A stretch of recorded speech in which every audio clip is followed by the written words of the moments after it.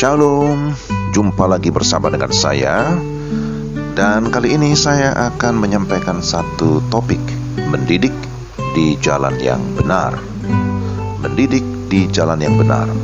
Penulis kitab Amsal mengingatkan, didiklah orang muda menurut jalan yang patut baginya, maka pada masa tuanya pun ia tidak akan menyimpang daripada jalan itu.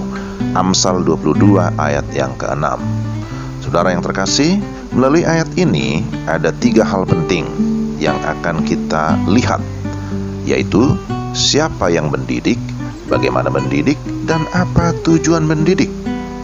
Pertama, siapa yang mendidik? Seorang tokoh pendidikan bernama John Komensky berkata bahwa pendidikan adalah sebuah proses panjang, from womb to tomb. Artinya, mulai dari kandungan sampai masuk kubur.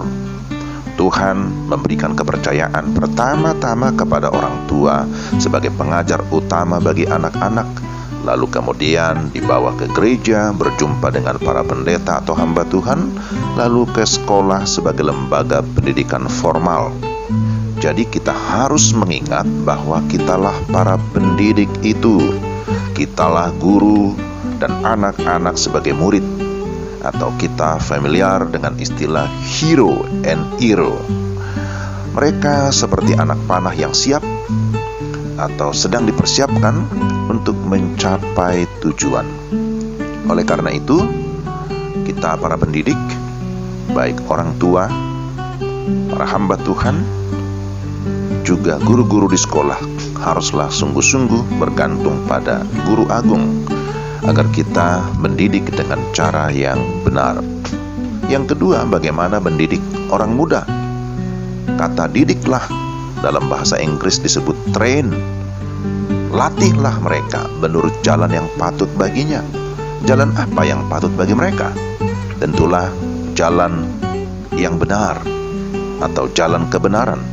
Maka yang paling utama yang harus diajarkan adalah agar mereka mengenal Yesus sebagai jalan kebenaran, percaya dan menerima Yesus sebagai Tuhan dan Juru Selamat secara pribadi.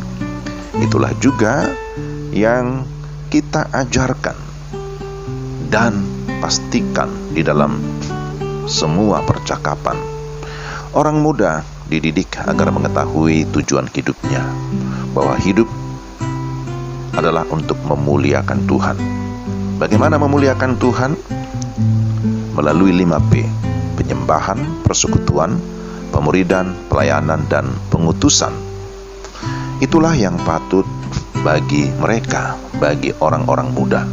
Semua potensi diri mereka ditujukan untuk kemuliaan Tuhan. Bagaimana caranya? Didiklah terus-menerus dengan kelembutan, seperti seorang ibu yang tidak pernah bosan dan capek menyuapi bayinya.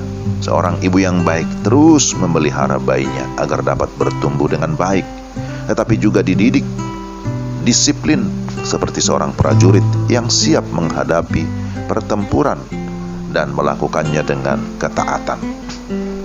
Orang yang siap disidik adalah orang yang siap mempertanggungjawabkan imannya sekalipun ada tantangan. Amin ya. Ini memang konteksnya kepada orang-orang yang akan disidik. Lalu yang berikutnya, apa tujuan mendidik? Apa tujuan mendidik? Agar mereka tetap pada jalan atau jalur yang benar. Disebutkan di sini supaya pada masa tua pun mereka tidak menyimpang daripada jalan itu. Artinya sampai masa tua pun hidup mereka tetap berkenan kepada Tuhan, memiliki nama baik. Ada ungkapan berkata, mendidik anak seperti menulis di atas batu, bukan di atas air tanpa bekas. Salomo, sang penulis Amsal, adalah contoh yang mendapat ajaran pada masa muda, dan hingga masa tua pun dia tetap efektif dalam melayani. Di dalam perjanjian baru ada contoh yang dari kecil sudah belajar firman Tuhan, maka sampai masa tua pun dia tetap setia melayani. Namanya Timotius. Dia tahu kebenaran, dia berjalan dalam kebenaran, dan menjadi pemberita kebenaran. Saudara, apa aplikasinya?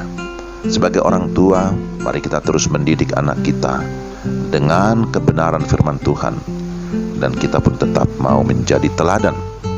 Sebagai hamba Tuhan, mari kita terus mendoakan, mendidik orang-orang muda agar mereka mau terlibat di dalam pelayanan. Dan sebagai orang-orang muda, mari terus belajar dan membuka hati untuk terlibat bagi pekerjaan Tuhan. Jaga kesaksian dimanapun berada. Tuhan memberkati.